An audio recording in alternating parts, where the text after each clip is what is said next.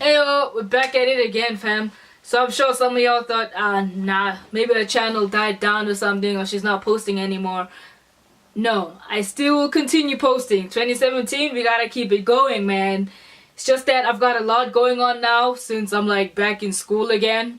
So I won't post as often, but I'll try and post as much as I can. So let's get into it. Oh yeah. So this is part 2. Pt.2 of social media etiquette. If you haven't seen the first one, the link will be in the description. You need to watch that one first, or the second one won't make as much sense. So if you have not seen the first one, stop the video, go down into the description, click on the link below, watch the first one, and then come back to this one. Alright? Cool. But for those of you who've watched it, it's part 2. I gotta keep myself calm for this one, because some of these things really grind my gears, man. Like, they really set me off. Anyways, I even like prepared a list. I wrote some of this stuff down so I make sure I do not forget it. Anyways, number 1. Oh my gosh, this is a personal one for me. Like, thou shalt not ask for my number if you're not gonna text me or call me, or expect me to text you first or call you first. Like, what was the point then? Why'd you take my number? Like, nigga, please.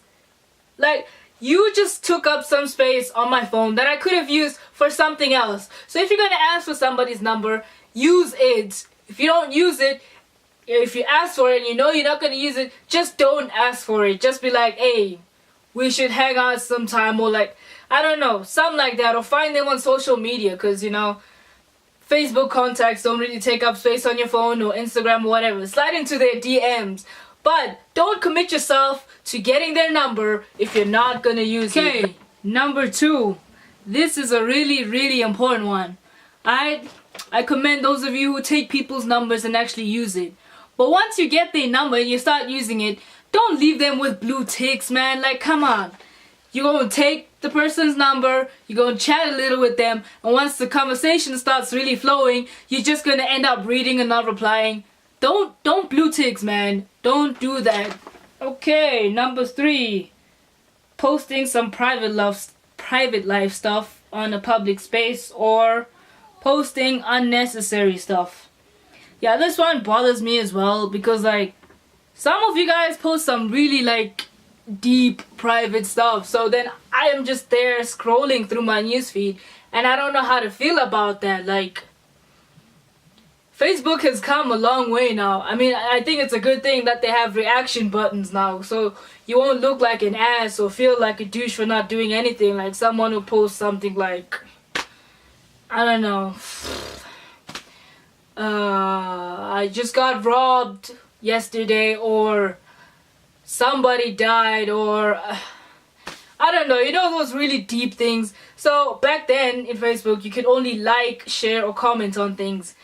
You don't really have anything to say, so you're not gonna comment. You're not gonna share it because that's weird, but you don't want to click like because like, oh, a friend of mine just got shot. Like, how weird is that? That sounds so unethical. So Facebook is coming through for some of you who continue to post things like this that make people not know how to feel about it, because now you can like react with those emojis, so it's not going to be like, yes, he got shot, like. Okay, what I've got here, number 4, show-offs. Y'all are just exhausting. I get it, you want to be like, hey man, I'm winning at life or whatever, check out all this cool stuff I got and whatnot.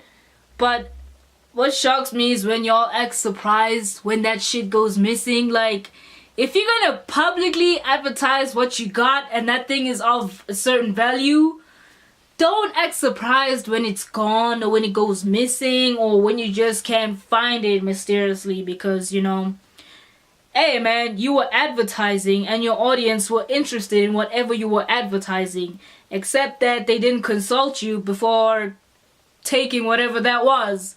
And lastly, the 5th point I have here on my sheet of paper, interviews on social media.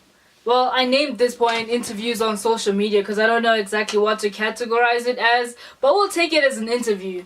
You know, like how on Facebook, there's always someone on Facebook who's always like asking questions and like, oh, if you were born in this month, please like this, or hey, comment whatever month or day your birthday was and find out who's your social media twin. Or, you know, like, if you want to get to know somebody, like, talk to them, man. That's what the DMs are there for. You don't need to be asking such questions on the timelines. Like, you're basically holding an interview, man, a public interview. Like, and the thing is, it'll be such random things that they'd ask, and you're just like, dude, why? Like, if this was a question you asked in the DMs, it'd be so much more interesting. But now you're just putting it out there. Like, another example would be like, oh, if you're between the ages of this and this, comment the year you were born or something. Like, why, dude? Why? That's like, I don't know. Maybe I'm just being weird, but it's kind of annoying to me to like scroll through my timeline and that's all I see. Like, be creative, man. Sometimes some of the questions you could be asking are very debatable type of things, and you want to cause that little, you know, friction in the timelines and see like what people have to say. But most of the time, they're very irrelevant, or like, why, or like, yeah. Or maybe, like I said, maybe I'm just being weird for finding that kind of annoying. But yeah, it's your chance to let me know in the comment section. Comment, like, share, and subscribe.